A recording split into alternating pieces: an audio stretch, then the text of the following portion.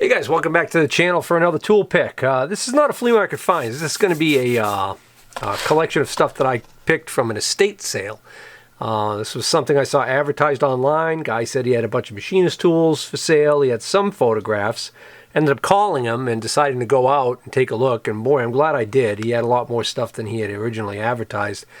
Ended up buying a bunch of stuff from him at his house. And then we actually drove over about 20 minutes away to a garage that he was renting where he had a bunch of other stuff stored. Apparently he had retired from the trade, put a bunch of this stuff away, and then now he decided he wanted to unload some of it. So for starters, this stuff in this box right here, I put together a pile, and we agreed at 25 bucks on this lot. This is a really nice looking tap wrench. It sure looks exactly like a Greenfield tap and die, but it's oddly enough, it's the only time I've ever found one of these where I couldn't find any markings for the manufacturer on it, but it's identical to a Greenfield, so pretty sure that's what it is. A couple of little snap ring pliers, little spanner wrench here. This is a nice adjustable. This is a 472. This goes from 1 1/4 to 3 inch. This is a Williams, I think. Yeah, this is a Williams. These are handy. This is a universal thread file, 60 degree. I might actually keep that for myself. And then a couple of these style thread files. These are really handy. These are made in the USA. There's no name on them, but they look identical to the ones I've had in the past that had like some name like Munich on it or something like that. But just a really handy thing to have. It's got all... Basically, between the two of them, you have pretty much almost every common thread pitch you're going to run into in the field. And all this is for is this allows you to just chase the threads if they're slightly damaged. Really handy for in the field, like if you've got a shaft or something like that with a threaded end that's damaged and you can't remove the shaft easily to bring it in, and you just use one of these. Just a couple of long punches here. This one looks like it's been ground down on the head for some reason. And this one here is a... so that one's a Starrett. This one probably started out as a Starrett, but it's unidentifiable now. And this is actually a set of Starrett punches. Gave a quick look, and they all appear to be Starrett. Sometimes they get mixed up with other brands and that. A lot of wear on them, but... Nice little set. It's also got center punches in here too. Boy, that one's really ground down.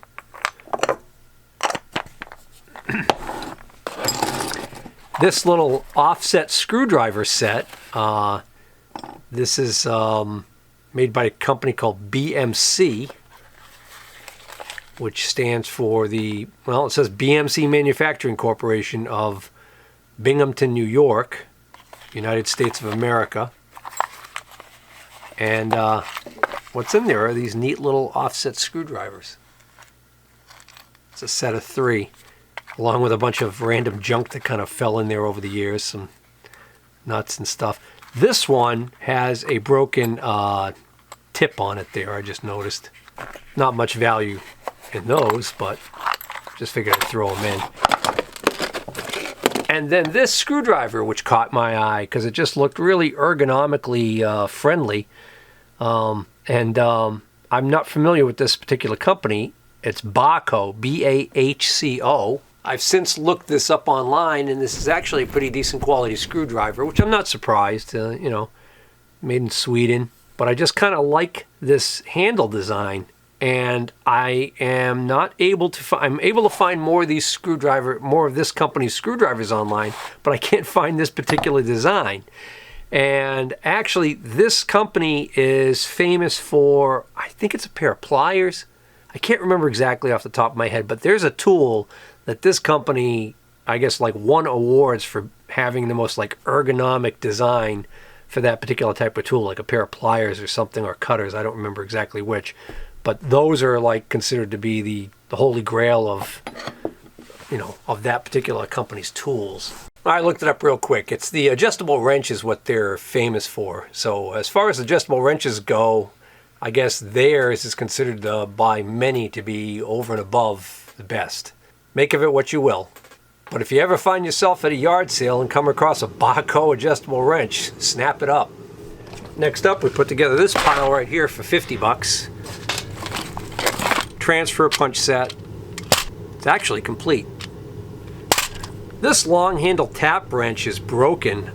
It's a ratcheting. It's supposed to be a ratcheting style. So the way these are supposed to work is you're supposed to be able to flip it one way, change direction, flip it the other way, and if you put it in the middle, it works as just a regular tap wrench. It's broken, so he gave it to me. But the reason why I took it was because the jaws are okay. So in its current condition here, it's perfectly usable as a regular long handle tap wrench, I guess, to somebody. Here's one of these little wooden handled tri-corner deburring tools. These are great for just cleaning out a drilled hole. This little square right here, which still appears to be in its original packing plastic and goop. So I'm hoping this will clean up, because what this actually is underneath all this stuff on here is it's actually a Brown & Sharpe. So it's kind of hard to see, but it's a Brown & Sharpe. Got a T-slot cleaner. This is actually a name brand one. Northwestern Tools Incorporated, Dayton, Ohio. This is one of these Westoff Mighty Mag deals here. So, well, actually, it's one of these. I keep this with an indicator stuck to the side of one of my tool cabinets handy. But anyways, these are kind of cool. These are Welsh manufacturing company. It says a set of Type 6 jeweler screwdrivers. So it's just a little set of jeweler screwdrivers, but what I thought was kind of neat about it is what it says here on the package. It says complies with military specifications, MILS 15713, so it's mil spec, used by Army and Navy. And then it says one each blade sizes, and it gives us 6 sizes, of Welsh manufacturing company of something Troy Street, Providence, Rhode Island, made in the USA. So kind of a neat little antique set of screwdrivers. A Starrett 196 indicator. It's a little sticky. You can see there it doesn't want to return every time. Another one of these Starrett 196 back plunge style indicators. This one's a little sticky. A like new file card. This is for cleaning files. This neat little Brown & Sharpe indicator. So it's a small drop indicator, Brown & Sharpe, but its resolution is 0.0001. So it's a tenths indicator as opposed to thousandths, and it's in actually excellent shape, and it works perfectly fine. Oh, I think I skipped over these. These are just 3 of these generic import aftermarket indicator point sets. And last but not least is this Interrapid indicator in great shape. This right here is worth the 50 bucks. So very happy with this this grouping here. Next up, I got these 2 items together for 125, and let's start with the bottom one here. So this is a Minuteman Dumont broaching set. What I liked about this, it caught my eye, was that it is a metric set, and also it's the larger set. What I didn't care about was the fact that there's light rust on this. This is still completely usable. This will clean up really easily. I think this might be an extra one, but it seems to be a pretty complete set. Several brooches in there and everything, so that's a good deal. I mean, if I figure that I'm only into that for about, less than 65 bucks if I split it evenly, which means I snagged this old Starrett 199 level for about the same. And yeah, this is a really early case, and it's missing the clasp on that side, and yeah, it's got some damage on the insulator here on the side. Well, let me get this out. Take a look at this. The enameling on this side's not too bad. Actually, on both sides, pretty decent. actually still has some visible scraping marks on the bottom here. The cross level and the main vial are both intact. So really the only thing wrong with it is a chunk taken out right here on the insulator, which isn't going to affect the operation of it, but it just makes it, you know, less than perfect. Plus this kind of a ratty looking box because of it's got some really damage over here, and it's just really old looking. And this thing must have been around. Then I got this Mitutoyo piece for 20 bucks, and it's really kind of rough shape here, but I still think it's got some life left in it. The indicator actually still works, even though it's got a cracked crystal. But mainly I wanted this base. This is a nice Mitutoyo depth indicator base, and in the box it even has the extra extension rods. So this is, so actually I don't think this is the correct tip on this right here now, but it doesn't matter. And these little blocks have broken free and they need to be re-glued in place. But there's potential there for 20 bucks. Let me put it to you that way. And the foam is long since gone. Missing a little brad or whatever that held that clasp on there. No big deal. And I put together this lot right here, these 3 items for 50 bucks. First of which is another one of these as-is type of deals here. Well, that's a pain in the butt. You have to put them both to the right to open it. But it's a bore gauge, okay, which, you know, if it was a name brand, well-known one, and it wasn't ancient as heck, would probably be a nice, valuable piece. But because it's a brand I'm not familiar with, so this says Nilsson, Nilsson Gauge Company of Poughkeepsie, New York. Probably very old. Actually still seems to work. And there are actually a couple of little there are 2 other extensions in here. So the way this works to change the range is you just unscrew this, take that out, and replace it with one of these. So let's see, there's 3 total. Let's see, here's the chart. This will tell us what we need for different sizes. So apparently originally there would have been 5 extensions that came with this. So I would say we're missing number 4 and number 5, which means this will have a usable range of from 1.5 inches to 2 1/16 of an inch. And speaking of sad looking bore gauge sets, here's another one. This is a Tech Lock, which is a very cheap brand, but it's made in Japan, so it's an older Tech Lock. This also appears to be Tech Lock because it says made in Japan. This one, oddly enough, it actually has these little tiny spacers that are often missing. Looks like it has those, but unfortunately it's missing the 2 smallest sizes of extensions here. But this is the best piece of the 3 right here, and it's a planer gauge. So I really shy away from buying planer gauges usually at this point, just because I have so many of them now. The prices on these aren't as high as they used to be. They're a little bit harder to sell. And again, I have too many of them. But this one was just so clean, and it had such a nice original box. You can see it's in great shape. The level is intact. The vial's intact, that is. Got the 2 extension rods.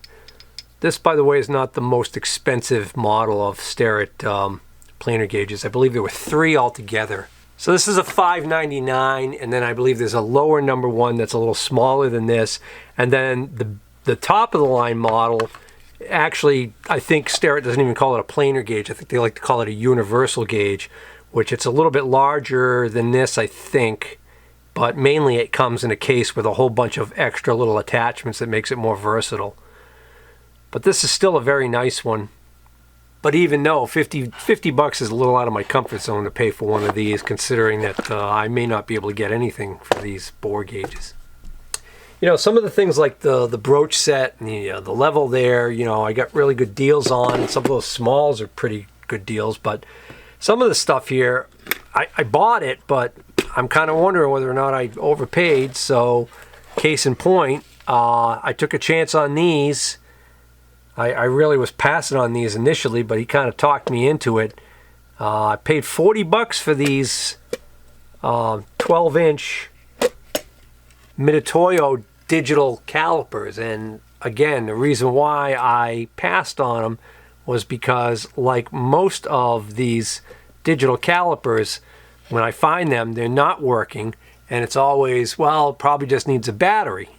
But then oftentimes you find out, you get home, put a battery in, and you find, nope, it's not the battery. So being not able to test them, let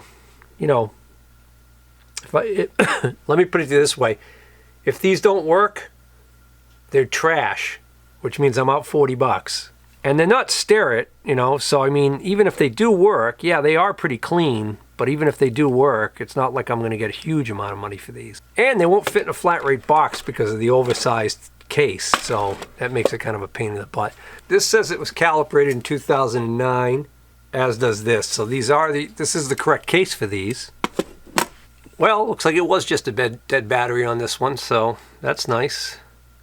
This has an off button, which makes me think that maybe these do not go to sleep on their own, which would be something to keep an eye on. All right, so a lot of the stuff in this box I had put together as a lot, and we had originally agreed on 130, and this was actually at the second location already. So when we got to the second location, there was a Kennedy toolbox there, and normally I don't like to buy Kennedy toolboxes just because I have enough for myself, and for resale they're just kind of a pain in the butt to deal with. But he wanted $500 for the box with the contents, and then ended up going through the box and going through it a few times, figuring out what I could afford to pay for it for the contents. And in the end, what we settled on that I would give him his $500 for the box with the contents and this box of stuff that we had already agreed on. So some of the stuff in here actually came out of that box and some didn't. But the long and the short of it is, it was $500 for everything you see in the remainder of this video and part 2, where I will show the Kennedy box and its contents. But for now, let's dive right in. Oh, first off, I want to hit, these are these I actually saw when I met him at his house, and I passed on him initially. But in the end, we decided to just throw these in because he knew he didn't want to keep them hanging around, and he had sold it, pretty much everything else to me. These are a couple of micrometers that are made in Poland. They're probably that Viz brand of micrometer. They're and they actually look like new, which is the other shame. The boxes are in great shape. They come with a standard. They come with the micrometer wrench. Even the wood is swollen. And there was not a 0 to 1 inch there. He also had these boxes of taps. These all appear to be new old stock. Oh, these are spiral fluted ones. Adelbert taps. 7/16 by 14. Oh, that's a full box. Got this nice little chuck. I was thinking I might be able to use this on one of my small lathes. Yeah, this is a Dunlap chuck made in the USA. Don't think he had a key with it. It's got reversible jaws too. This is a Nachi brand high-speed steel shell end mill, 2.5 inch by 1 5/8 inch by 1 inch. Appears to be brand new. Yeah, that's Sharpe.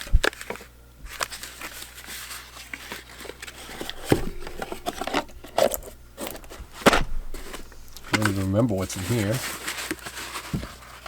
Oh, caliper gauge. Yeah, I've had these before. This one appears to be very lightly used. Cardboard box. And Starrett. It's a micrometer, 4 inch. It's a T226. T means that it's a tenths micrometer. 226 is the model. XFL means that it's going to be a locking and a friction thimble.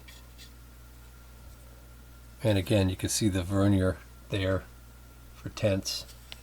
This is a nice micrometer. This thing is like brand new. Oh, a little bit of rust right there. Probably where the paper was just in contact with it and held some moisture against it. And I spoke too soon. This puppy is locked up. But that one would probably be worth spending a little more time with. That's too bad because it's got the original, even got the original wrench and the paperwork with it.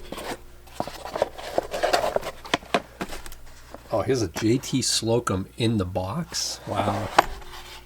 Wow. You don't see that too often. I mean, I've come across JT Slocums before, but I've never found one in the box. Looks new. Yeah, that's exactly what it is too. JT Slocum of Glastonbury, Connecticut. There was somebody on one of the pages a while back that said that they were looking for these, that they collected them. That would be something for a collector for sure, being that it has the original box.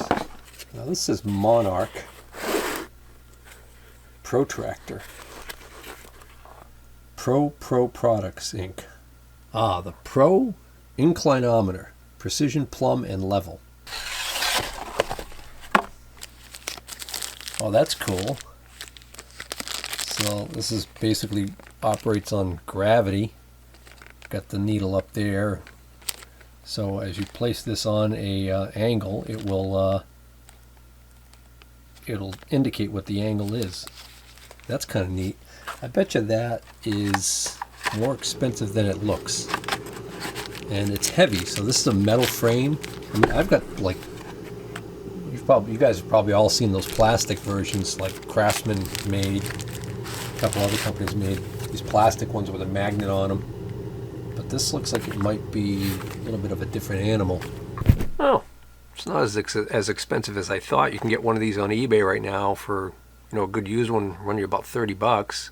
And I'll tell you, if it's the same model as this one, I think it might be worth it. This part here is a plastic, but the rest of this frame is metal. It's even got a V-groove in it on the bottom there, so you can put it on round stock. It's kind of neat. Like I said, it just seems like it's a little bit better made than your typical cheapo plastic, all plastic Craftsman one. Alright guys, I think we'll call this video quits right here, and then in the next episode I'll show you the Kennedy toolbox and contents that I ended up getting from this same estate. Till next time, take care.